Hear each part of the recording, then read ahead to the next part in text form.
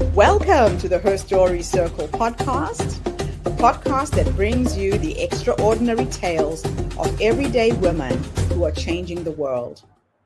I'm your host, Gertrude Mache, and I'd like to acknowledge traditional custodians of the land on which we meet today. I also like to pay my respects to elders, past, present, and emerging. Every week, we dive into the lives, challenges, and triumphs of women from all four corners of the globe. We're here to inspire, enlighten, and connect, sharing stories that uplift and empower. So grab a cup of coffee, settle in, and join us as we explore the incredible journeys of women shaping our future. This is Her Story, where every woman's voice matters. Hello, everybody, and welcome back to the Her Story Circle. This is Gertrude Mache here in beautiful Melbourne, Australia. And today I am graced with the presence of yet another fascinating young woman. Welcome, welcome, welcome to our tribe. Please tell everybody your full name, where you're based, and share your story with us today.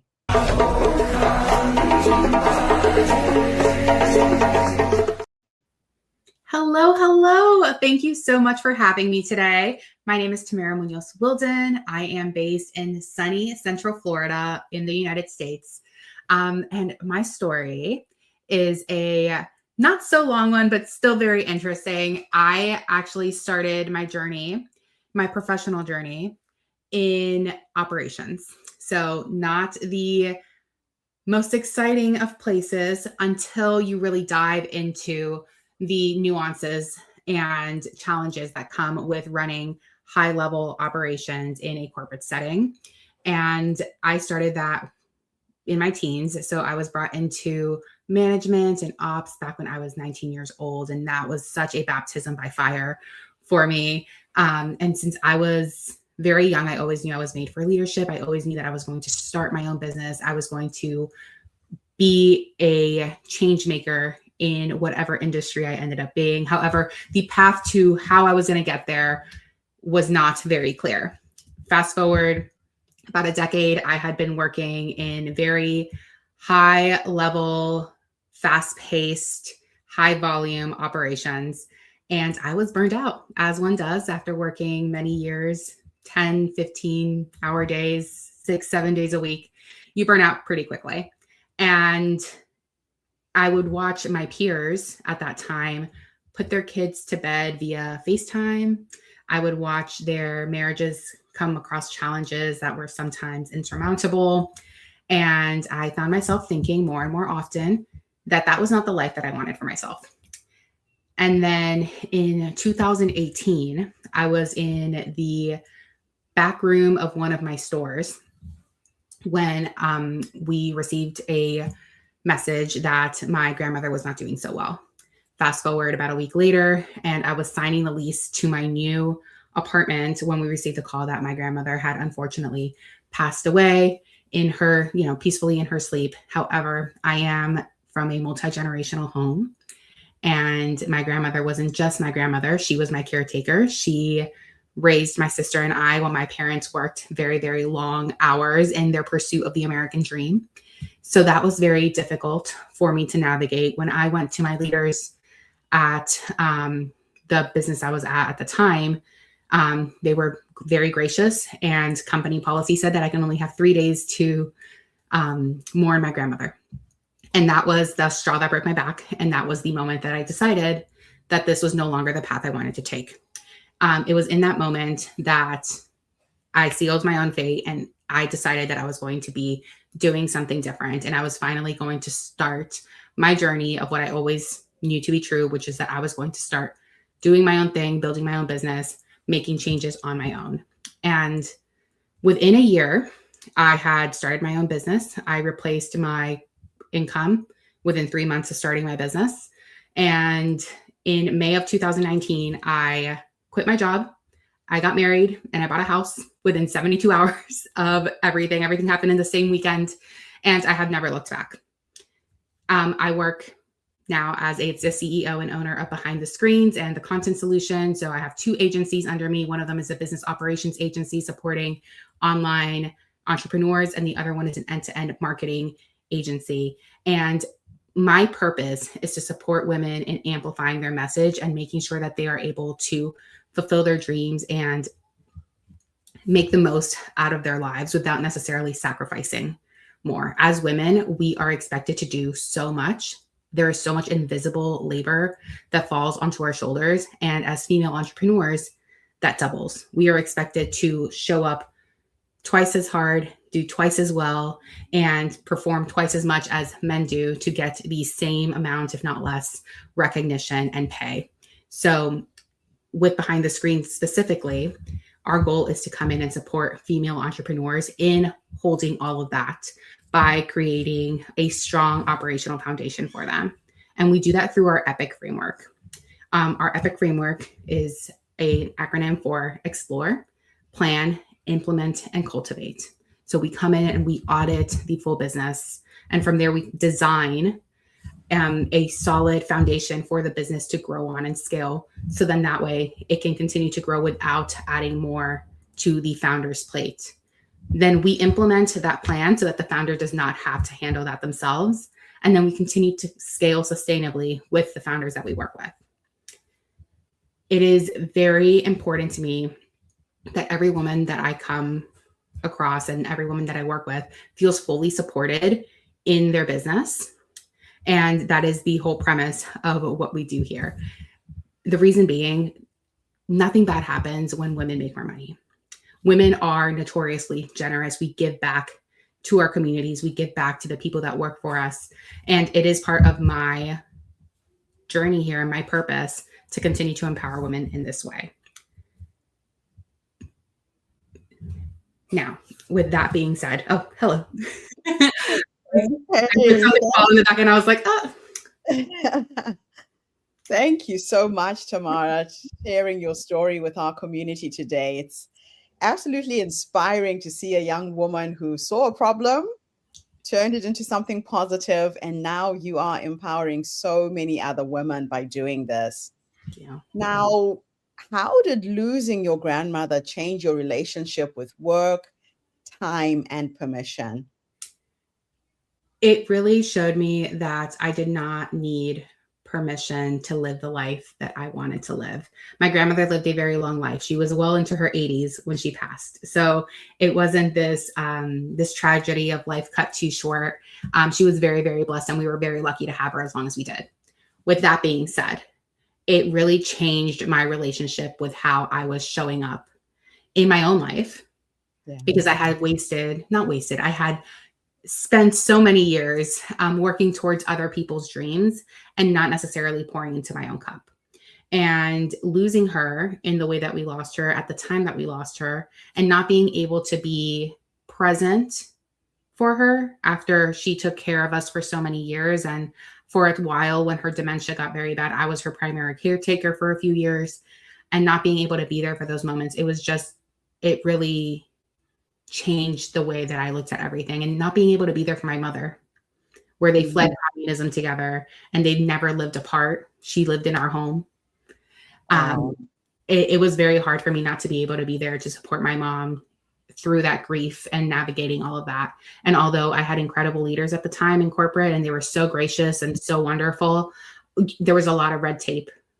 And there was only so much that they can do. And being far, far away from home, 4 hours from where I grew up, it was too much of a distance for me to be able to make anything work without necessarily putting my job and my only source of income at the time at risk.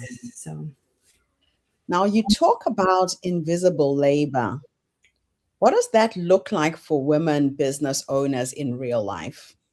Oh my goodness, there is so much that I can go into. A lot of it is the invisible emotional labor that we have to do as women, not only for ourselves and how regulated we have to be so that we don't come off as angry, so that we don't come off as bossy, and any other negative connotation that comes with being a woman in charge, but also the emotional labor that we have to do for our peers and our clients, because as women, we are very naturally, we talk and we have conversations that are deeper than just surface level, and creating community is just a natural, byproduct of being a woman and being surrounded by women.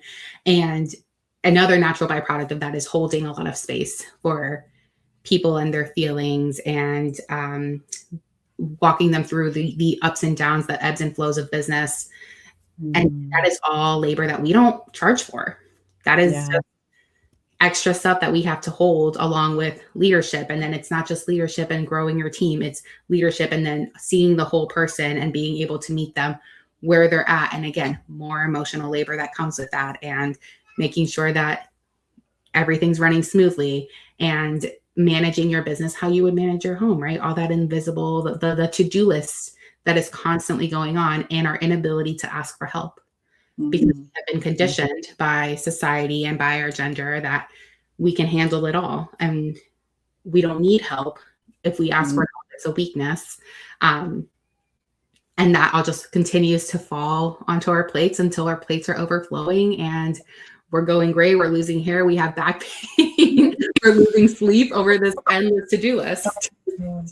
So why do you think so many women struggle to ask for support even when they desperately need it? It is definitely a conditioning thing. It's we are not allowed to ask for help. If we are asking for help, then we are not cut out for this job. We are not cut out for this role. It is a worthiness. We are not worthy of extra support. Who am I to ask for support? It's an embodiment thing.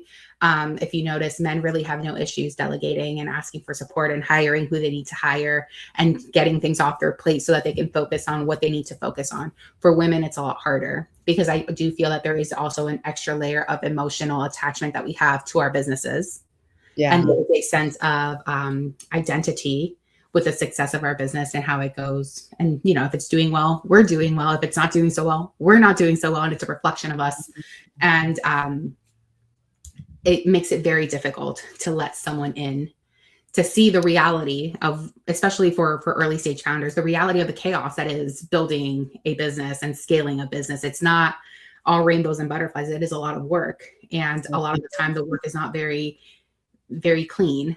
It's a very messy process of trial and error. It's not easy. Now, throughout your work, what's the difference between help and real operational support?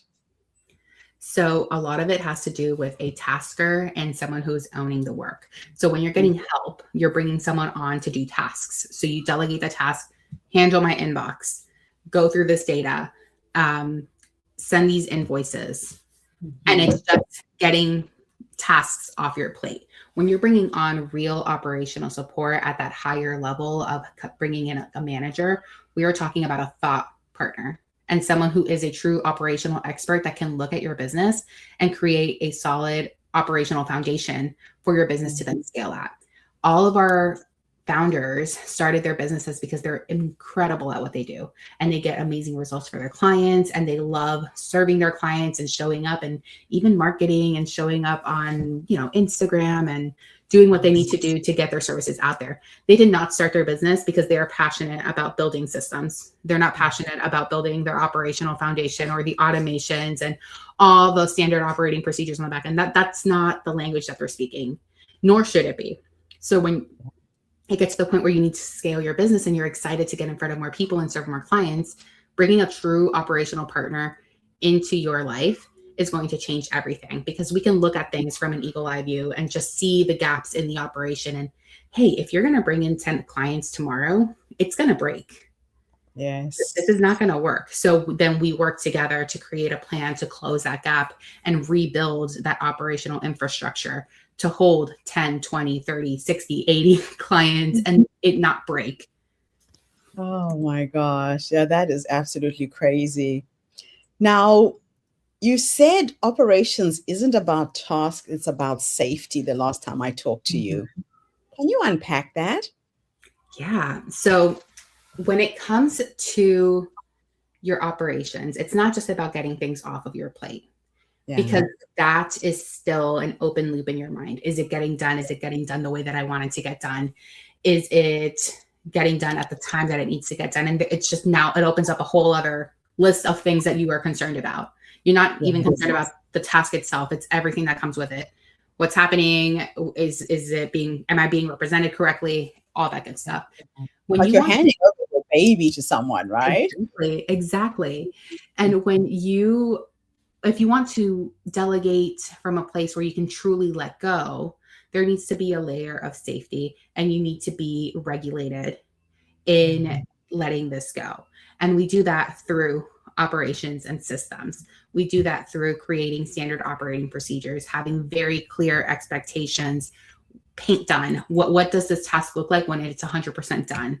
What are the standards around that? And having a solid foundation and solid operations gives you that safety. So then you are able to let someone know, hey, I need you to handle this task. Here is how you do it, A through Z. Here is what it looks like when it's done. Here is the cadence. And then you can bless and release and not have that open loop in the back end, just talking in your, because you know that they have the resources to be successful. Yeah, but you have to give that to them so that you can release it and feel that it's going to be taken care of. Yep. So how did becoming a mother reshape how you lead your business? So I have never known business without kids. I started my business. Well, I went full-time in my business 2019. I got pregnant with my daughter January 2020. So it was the chaos of starting the business and then becoming a mom. And it completely shifted the way that I approached business, because I thought I knew operations, and technically I did. I knew exactly what needed to happen, how it needed to happen, how to scale a business. I was very familiar with all of those processes due to my background. However, it is a completely different story when you are living it and when you are bringing in a human and then into the world, and then all the things that you don't think about, how tired you are, how nauseous you are, the brain fog, mom brain, where you're saying something and you forget what you're saying immediately. There's just so much nuance to that. So that first year of being a mom was such a learning experience for me. And that is where the EPIC framework came from, because it shifted everything. It's not just about getting things down on paper and getting the process in place. There has to be full CEO extraction if you are going to be a business owner who is also a parent, who's also a primary caretaker. You need to be fully extracted from the trenches of your business so that you do not lose your mind, and so that both the business and your child can thrive.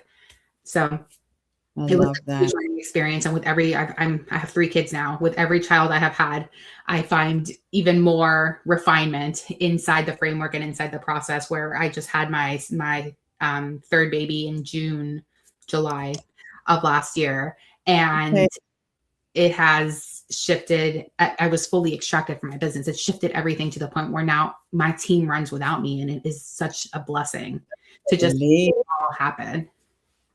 Well, you've done something right in setting up the systems, right? If those systems are in place, it releases you as the founder, as the business owner. Sure does, absolutely love it. So you're already living the example of what you're helping everybody with. Yeah. So what does human first leadership mean in an AI-driven world? Oh my goodness. Okay. So if you've missed it, we are in the biggest boom when it comes to AI right now, and it has shifted how businesses function completely. And something that I have seen, especially in small businesses, is the either complete adoption or complete rejection of AI. It's one or the other, right? Yes, it's one or the other. And unfortunately, with the complete rejection, you're going to be left behind. I do think that there is a place for AI inside of our businesses. However, with the complete adoption of AI, where you are looking to replace everyone on your team with an AI agent, we are not there yet. And also, there is a place for people in your business. And regardless of how much you leverage AI, it is never going to replace the innovation that comes from humans. Yeah, that's so true. there are levels. It makes everything so much easier. For example, for us, when we do a business audit, AI can synthesize information so much quicker than we can, and can give us reports and all that good stuff. My team is still the ones that are creating the strategy, because AI at this moment cannot really look at the nuance of a business that we're auditing, all the different pieces, the client's personal goals that we need to integrate into their business goals, because we work with small to medium-sized businesses. The founders have a lot of say, and anything that happens in the business directly impacts the founder's day-to-day life. So we take all of that into consideration. There is just so much nuance and sophistication that needs to happen, that we can do it so much faster now, thanks to AI.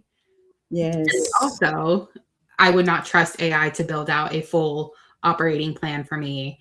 It is pulling from everywhere on the internet. There is so much misinformation out there, and you need trained professionals to be handling these things. I do believe that in the future, it is going to be humans that can leverage AI and humans who don't leverage AI. I don't believe we're going to get to the point where it is AI versus people. It's going to be those that opt in and those that have not opted in. Wow. That is so challenging. Now, how do you use AI as a tool without losing humanity, intuition, and connection?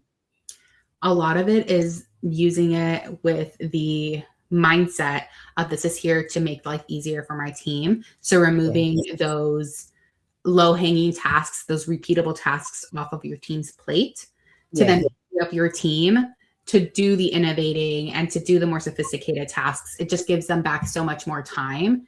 And what we have found in my personal business, but our clients' businesses as well, is that we are not only more efficient by leveraging AI, but we are just so much more creative. Our problem solving has gotten way more sophisticated. We have been able to build out more innovative solutions. Right. If you have the time, it's no longer being spent doing the repeatable tasks that we can then train an AI agent to handle or have automation handle for us. We have so much more time to mastermind together, to educate ourselves, to test out new solutions. And that's on both sides of it. It's not just inside of behind the screens. It's also at the content solution and how we approach marketing. Marketing has shifted so much in the last 6 months. So being able to stay ahead is such an important piece of the puzzle. Yeah, it's a crucial part of the puzzle by the sound of it. Absolutely incredible. Now, why do founders so often become the bottleneck in their own businesses, do you think? The reason is because they put everything on themselves. There is no real structure. There are no real systems. There is no decision matrix. Everything falls to them. All approvals fall to them. Every single question comes to them. There comes a point where you are at capacity. So not only are you handling deliverables and client work and acquisition and marketing and everything that comes with that, bookkeeping, all that fun stuff, now you're also managing people and their questions and their concerns. You're doing customer service. It is just so much that there's not enough hours in the day. Things will go unanswered, and it will snowball to the point where the needle has not moved in 6 months, but it's because you have a backlog of messages and tasks that you have not been able to get to. Yeah. So you actually literally have to get out of the way yourself. Yes. And the way to do that is through full extraction, but in the way of safety, and through something like the EPIC framework, where you're able to fully give things off and fully hand them off so that someone else is owning them completely. It is not a you problem. It is a someone else's problem now. Now, what shifts when a woman finally removes herself from the trenches? So much creation happens. I feel like women, I mean, we create life, and that translates into business as well. When we do have the time and the space and the energy, and we're not caught up in the trenches, there's just so much that happens. There's so much growth. There's so much that happens in terms of networking and getting in the room and amplifying your message, because you finally have time to fill your cup so that it runneth over, and not necessarily pouring from an empty cup, which is how we're operating prior to getting the type of support that's needed. And you're now working on your business and not in it. And that's the biggest difference, right? It is the biggest difference. And not only does it make a big difference, the top line and bottom line revenue, which every business owner enjoys, but also in the time and energy that you are spending. It becomes so much more enjoyable because now you are fully embodying your role of business owner and CEO rather than business owner, CEO, CMO, CFO, virtual assistant, podcast producer. Oh, gosh. Now, you've supported over 250 businesses. What pattern do you see most often? The biggest pattern is, it's so funny. I can do this better and faster than anyone else can. Okay. The belief that no one else can do something as well as you can. Yeah. And a lot of that is rooted in fear, truly, of letting go of a piece of your business, depending on how long you've been in business. I mean, even if it's just months and you've been, you're still in your first year, it's still your baby. Yeah. You have done everything yourself. The longer you're in business and you're in business on your own without any kind of support, the harder it is to let go because you have proved that story right in your head again and again and again. I can do this alone. I can do this faster than anyone. And yes, in the beginning, you can probably handle your inbox faster than anyone else because you have all the answers. And then you bring on a virtual assistant and you give them the process and you give them the scripts and they get to learn your business. And all of a sudden, what took you 4 hours to do before, it's taking them an hour and a half. No.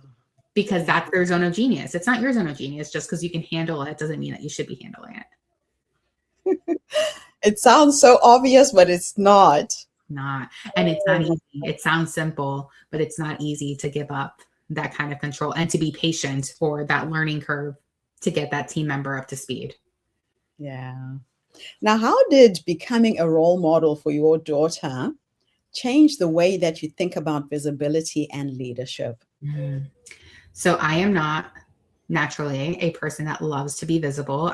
My business is called Behind the Screens. I am very comfortable behind a screen and not necessarily in front of a camera. However, in keeping myself small and in keeping myself hidden, I realized that my daughter was emulating a lot of those behaviors as well. And I realized that she is a mirror of what I'm putting out there. So if I want her to use her voice and I want her to advocate for herself and to advocate for others and to use her privilege, I need to model that for her. For me, it is such a privilege to be able to have these little people look up to me and hopefully showcase the best parts of me. But in order for that to happen, I needed to shift how I was showing up. So within the first 2 years of her being here, I did a lot of work and I'm still doing a lot of work on healing my relationship with myself, with my body, with food, the usual things that women go through that we stay unhealed for a long time. But also with all of that comes my relationship with worthiness and with showing up and with feeling comfortable in my power, with dealing with imposter syndrome, speaking positively to myself. So then that way her inner voice is kind and empowering and not her own worst enemy. So that was very important to me. I healed for her, but it's been a journey, and she's only 5, so it's going to continue. It's just harder. So if a woman is listening right now and feels exhausted, stuck, and unsupported, what is the first step that you'd invite her to take? The first thing that I would have her do is take full inventory of what is on her plate. And that is done through a brain dump. So sit down with a Google Doc and just dump everything that you're doing in your business, in life. What are you responsible for? And put it all there. The next thing would be to do a time audit and to track your time for a week or two and see how much time you're spending on tasks that aren't really yours to own. So that looks like calendar management and inbox management. And even in the home, that might look like, if you're super busy, that might look like grocery shopping, and someone else can handle the grocery shopping for you. Getting very, very clear as to where you're spending your time. Um, Right. we have a bottleneck assessment on my site behindthescreen.biz/bottleneck. If you're a business owner and you find yourself feeling like you might be the bottleneck, it's a 2-minute quiz, and it will let you know where you fall on the bottleneck scale, and we'll give you free resources on how to start removing yourself from the trenches of your business, because that is truly where we're spending a lot. Personally, I was spending about 70% of my time doing stuff that I had no business doing. So. It's just amazing when you look at it like that. Mm-hmm. Well, listen, thank you so much for coming online and sharing your story with us today. It's intriguing when I find women who are out there supporting others, helping them scale their businesses. I have your website at the bottom of the screen, everybody. If anybody out there is needing help, or if you know somebody who is struggling in their business, please share this podcast. Let's get it out to as many women as possible. Thank you so much. Thank you so much. It was such a pleasure to be here. I love this conversation. I'll be back again tomorrow, everybody, with yet another amazing guest. In the meantime, have a fantastic day, morning, or evening, wherever you are in the world, and bye for now. Thank you for tuning into the Her Story Circle podcast. I hope today's story has inspired you to believe in the power of our stories and the difference you can make in the world when you use your voice. I'm Gertrude Mache, and it's been an honor to share this space with you, where voices from all walks of life come together to weave a rich tapestry of diverse perspectives. Don't forget to subscribe, rate, and review our podcast to help us share these stories with more listeners. Follow us on social media by looking for the Her Story Circle podcast for more updates. And join us tomorrow for another episode filled with courage, resilience, and empowerment. Remember, your story matters, and together we're building a stronger, more inclusive world. Until next time, keep making her story. Thank you.